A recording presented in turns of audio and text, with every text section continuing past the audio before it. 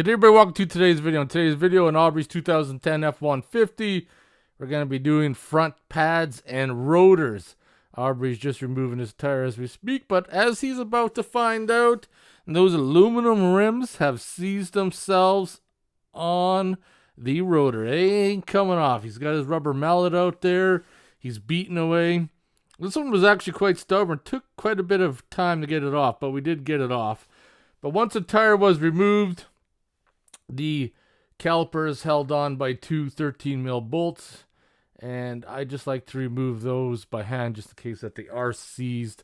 You're not going to bust them off because those bolts, believe it or not, are a lot shorter than what you may think.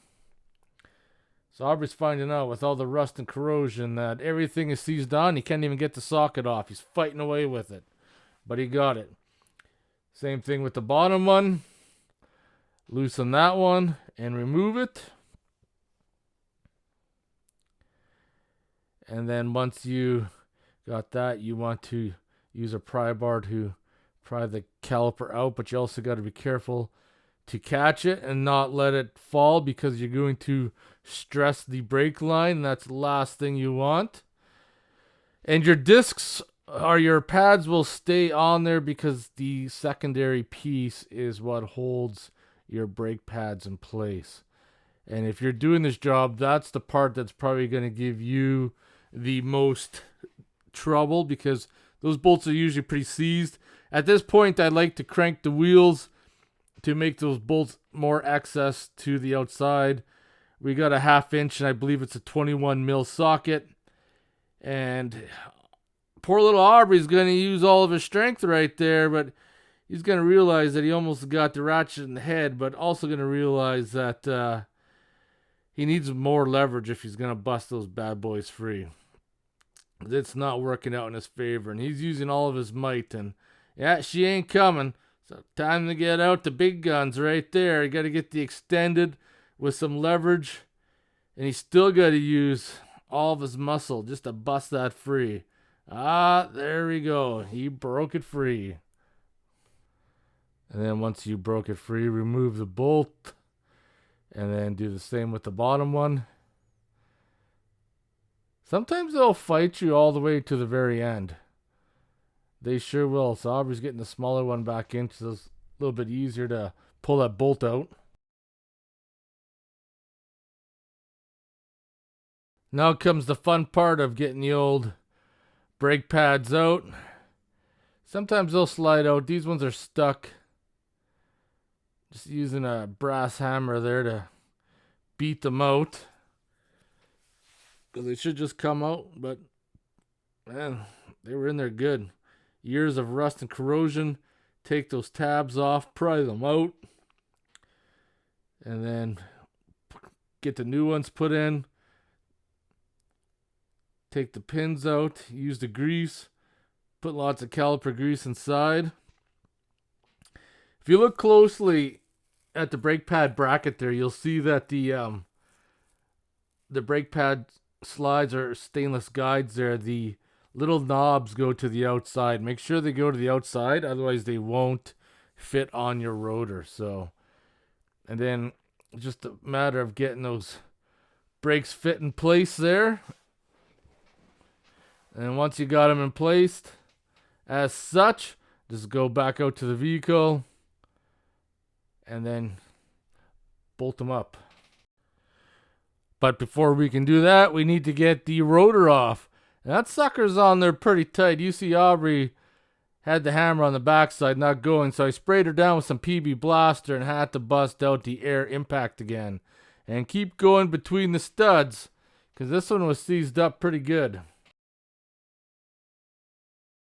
Doesn't hurt to blow it out with some compressed air to get everything out of there.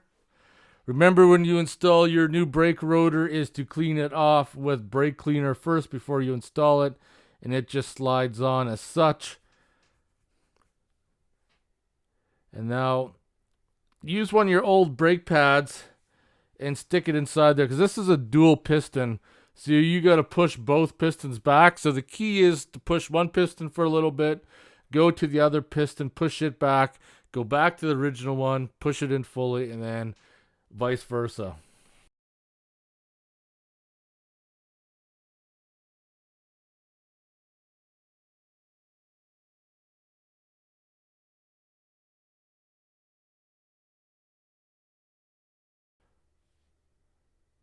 This part here is actually pretty easy to install, but for some reason Aubery was having a little bit of trouble. This is his first time, so he's having a little bit some issues trying to align the bolt for the hole.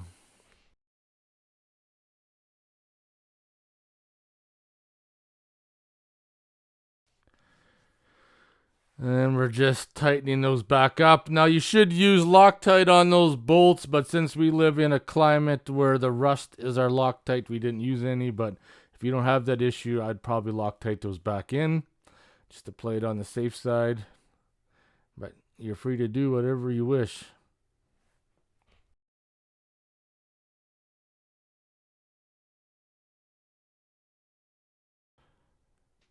And then of course, we push the pistons back in so you're able to get the caliper back on, which is very important. If you didn't push your pistons in, she wouldn't be sliding back on place. So it's just a matter of getting her in, lining up the holes to your slide pins, and then bolting them down.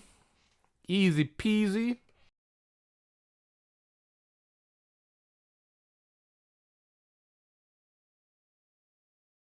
If you watch closely, that caliper pin is turning, so I pointed out to Aubery that we may have to get a wrench and hold it.